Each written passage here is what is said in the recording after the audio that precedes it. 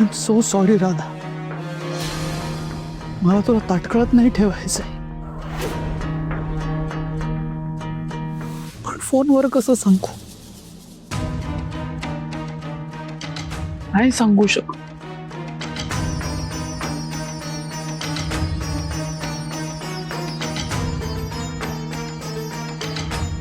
मी राजेश, तुझी अवस्था मी समजू शकते. गंमत आहे ना, आपण आपल्या कामात कितीही चांगलं असलं ना तरी आपला जन्म कुठे झाला यावर आपलं भविष्य ठरतं. असं का होत असेल रे? अनाथांना जगण्याचा अधिकार नाहीये का? सुखाचा हक्क नाहीये का? त्यांना त्यांच्या वाटणीचं सुख नाही का मिळू शकत?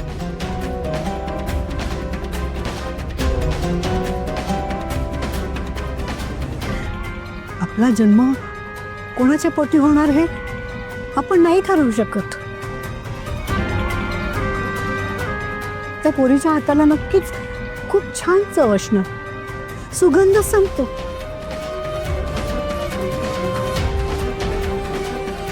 पण तिचं दुर्दैव किती अनाथ आहे.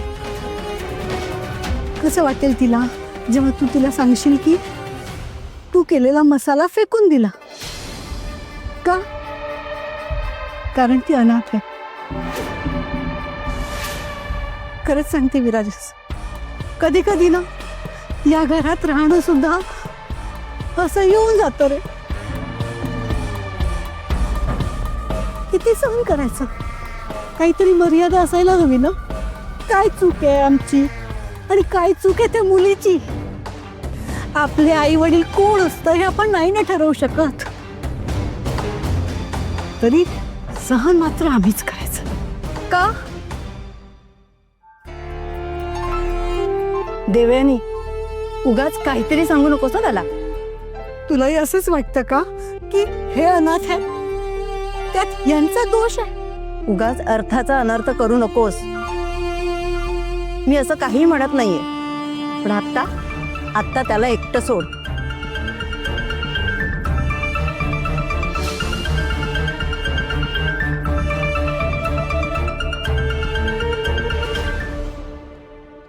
विराजस, एवढं का बोलतात बाबा? एवढा कसला राग करतात? आणि मला ना राग तुझा येतो की तू काहीच नाही बोलत त्यांना. शांत हो बाळा. हे बघ, आज बाबा जरा रागावलेत ना, ते शांत झाले की मी. अगं पण आई, हे बघ, मी सांगितलं ना आत्ता नको बोलायला. आता तूही वैतागलेला आहेस, थोडं शांत हो ना. शांत हो मी. शक्य आहे शांत राहणं? तू सांग मला. अरे पण तुला ठाऊक आहे ना, बाबांना हे सगळं नाही आवडत. मग तू का वागतोस असा? नको ना बाळा त्यांना चिडायला लावूस. वा, चांगलंय. मी असं का वागतो? हा, माहिती ते वागतात ते बरोबर आहे, त्यांचं सगळं बरोबर आहे, माझं चुकीचं आहे का? बरं बरं, मी सांगते म्हणून तरी ऐक. तुझं प्रेम नाहीये का आईवर? बरं माझं ऐक ना, तू त्या मुलीला जाऊन सांग की हा मसाला चालणार नाहीये आणि हा विषय संपून टाक ना. कशाला उगीच त्यामुळे आपल्या घरात वाद? हवं तर तो दुसरा मसाला शोध. अरे वा, हे कसली कमाल आयडिया दिलीस ग तू. एकदम मस्त आयडिया आहे. मी ना लगेच जाऊन सांगतो तिला. नाही काय झालं ना, तुझा मसाला खूप चांगला आहे, पण आमच्या वडिलांना अनाथ मुलं आवडत नाहीत, त्यांच्या हातचं काही आवडत नाही, म्हणून त्यांनी तुझा मसाल्याची टेस्ट पण नाही घेतली. हा, व्हेरी नाईस आयडिया. थँक्यू. मी लगेच जाऊन सांगतो.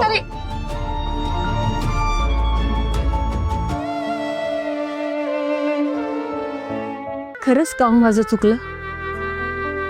माझाच हट्ट नडला, माझाच स्वार्थ नडला. इतके गुणी पोर विराजच्या आयुष्यात यावी म्हणून मीच त्याला तिच्या मागे जायला लावलं. आणि आज हे सगळं असं. आई,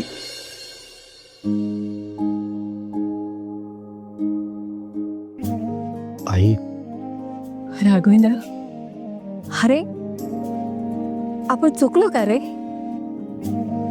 आपल्या हट्टापायीच विराजेसला सगळं ऐकावं लागलं.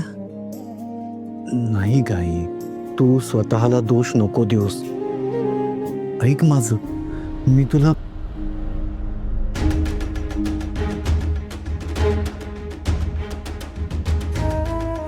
ये विराजस. आलास बरं झालं. आईजवळ बस जरा वेळ, बरं वाटेल तिला.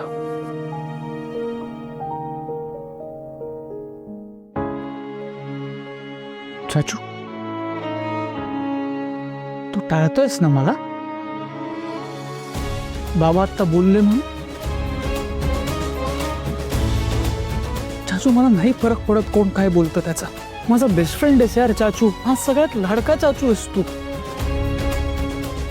अरे सोनिया, मला माहिती आहे रे ते. मला देखील तू खूप आवडतोस, पण ना मला खरंच काम आहे रे, जायला हवं.